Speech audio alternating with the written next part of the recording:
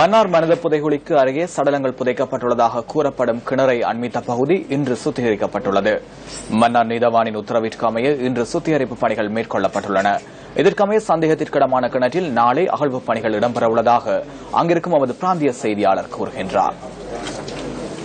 மன்னார் திருக்கேஸ்வரத்தில் கண்டுபிடிக்கப்பட்ட புதைகுழி பகுதியில் மேலும் சந்தேகம் இருப்பதாக காணாமல் போன சார்பாக மன்னார் நீதிமன்றத்தில் ஆஜராகிய சட்டத்தணிகளின் வேண்டுகோளுக்கு இணங்க மீண்டும் இப்பணி தொடர்கின்றது. 2013ஆம் ஆண்டு மன்னார் திருக்கேஸ்வரத்திலிருந்து மாந்தை கிராமத்துக்கு வீதியோரமாக குடிநீர் குழாய் பதித்து சென்றபோது மனித எச்சங்கள் கண்டுபிடிக்கப்பட்டன. இதைத் தொடர்ந்து ஒரு குறிப்பிட்ட பகுதியில் புதைகுழி அகழ்வு இடம்பெற்றது. 32 திறன்கள் இடம்பெற்ற இவ் அகழ்வு பணியில் 83 மனித தலைகளும் எச்சங்களும் கண்டுபிடிக்கப்பட்டிருந்தன. இவ்வழக்கு தொடர்பாக மன்னார் நீதிமன்றத்தில் காணாமல் போனோர் சார்பாக ஆஜராகிய சட்டத்தரணிகளின் வேண்டுகோளுக்கு இணங்க இப்பகுதியில் ஒரு கிணறு இருப்பதாகவும் அதற்குள்ளும் மனித எச்சங்கள் காணப்படும் சந்தேகம் இருப்பதாகவும் அதையும் அகழ்வு செய்யப்பட வேண்டும் என்று கேட்டுக் கொண்டதற்கிணங்க நேற்று மன்னார் நீதிபதி அலெக்ஸ் ராஜா சம்பந்தப்பட்டவருடன் அப்பகுதிக்கு சென்று அவ்விடத்தை பார்வையிட்டார். அவைகள் முட்காடுகளால் சூழப்பட்டிருந்ததை தொடர்ந்து இன்று அவைகள் இயந்திரத்தை பாவிக்காது